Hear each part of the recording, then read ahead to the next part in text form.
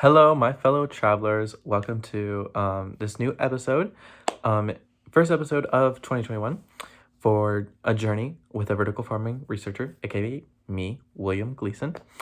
And so, yeah, this is the first episode of 2021, first episode of the second semester. And so, there are a couple changes. Obviously, first, as we can know, the change of scenery. Just wanted to switch it up a little bit. I know the brick wall was it was getting old, right? And then I kind of finished over there in the media room, but that was nothing. And then and then also we're going to be spacing out the vlogs a little bit more. It's going to be every 3 weeks instead of every 2. I think we can cover a little bit more content because we're in the stage that it's kind of, I don't know. Well, we're actually in the exciting stage. Now, the exciting stage is the original research method, or like we're conducting our original research. I don't know why it took me that long, but anyways, so yeah, we're conducting original research and we're following through with our procedure. We wrote out our procedure like step by step, and we've had like little activities here and there. It was like a gummy bear challenge. It was kind of fun, and it actually taught me a lot.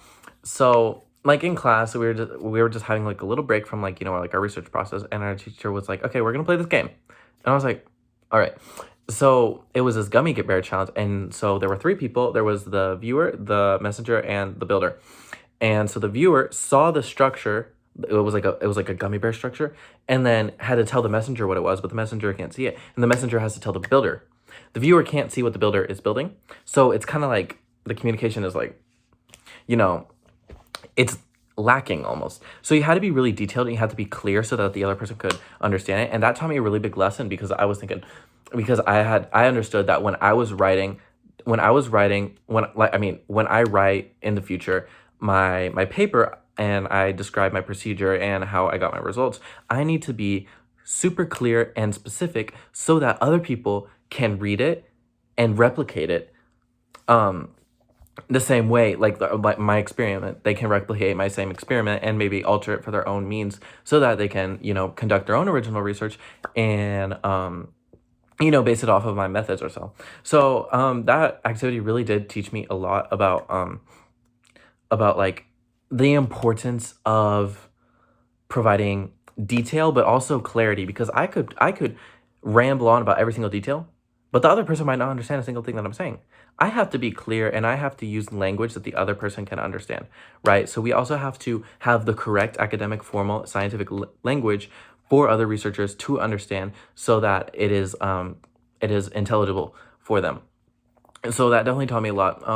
And it made me really pay attention to my researching process because my teacher was like, you want to even write down your Google search terms. And I was like, excuse me?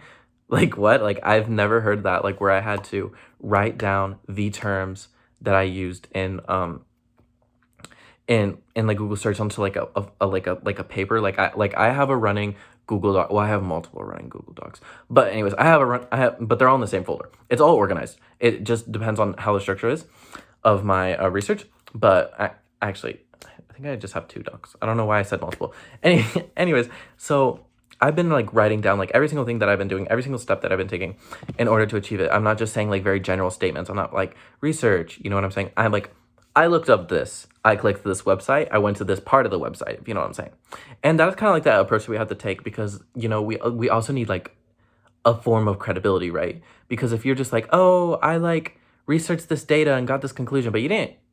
Where's the data from? How did you get to that website? That's the type of stuff that, will throw someone off, right? And so yeah, it's also a lot about credibility, honesty, ethics, and stuff like that. So there's a lot of important lessons to learn about researching, and I think this is really gonna help me in college. But anyways, I'm gonna talk a little bit about like I guess like my researching process because I've been kind of making general statements when I'm supposed to be talking about specifics. It caught me there. But anyways, yeah. So as I think I mentioned this I'm gonna say it last season because it was like last semester. But anyways, last season, I mentioned, I hope I mentioned it, that in my method, I'm gonna have like a qualitative and a quantitative aspect. Excuse me. So the qualitative aspect is the interviews. So I'm going to be interviewing vertical farming companies and seeing like what is their intake on on like my research question, which is talking about just a quick reminder, it's talking about the socioeconomic implications in rural communities if this like vertical farming were to like expand nationally. Because if you think about it, if we shift all of our agriculture production to urban centers, then we're going to take a lot of economy away from the rural areas. What's going to happen to them? They're probably going to be forced to move to urban areas, or if they stay, they're probably going to enter into extreme poverty because, well, there's not a lot of economy that's going on over there. If this were to happen, it's a hypothetical situation, I guess, but it's going to be reality probably. Anyways, and then there's also the quantitative side. So this is where I'm like looking at municipalities and I'm seeing how they've been affected by vertical farming. So it's kind of like iffy, this area, because it's very early. It's a very early call on this. But I've been looking basically how I'm finding these municipalities is that I'm like going on to like the major sites that sell vertically farmed produce, and then I'm finding there are other suppliers. So, for example, one of the biggest vertically farmed crops in America is romaine lettuce. So I'm looking at like, for example, Whole Foods and well, Home Foods.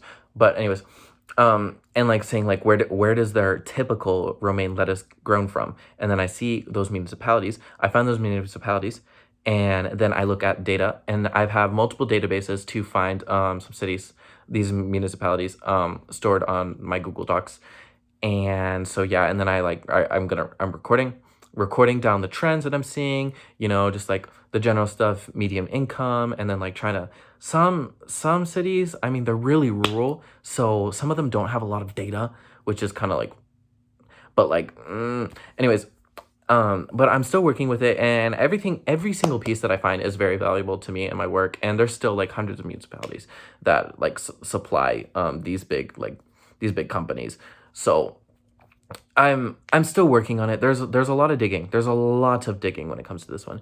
On the other side, the interviews, it's a waiting game, and it's a harsh one because I like got the main I got the I emailed the three main vertical farming companies in the US, which are Aero Farms, GP Solutions, which Green Pod Solution, Growth Pod Solutions, and Square Roots.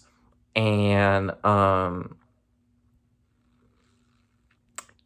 let's just say I've only heard from one of them, Square Roots, and they told me, I don't know. They basically said in a kind way that they just don't feel like doing it. And they referred to me to this other company. I'm going to email the other company. It started with an A. It was like kind of hard to pronounce. But anyways, yeah.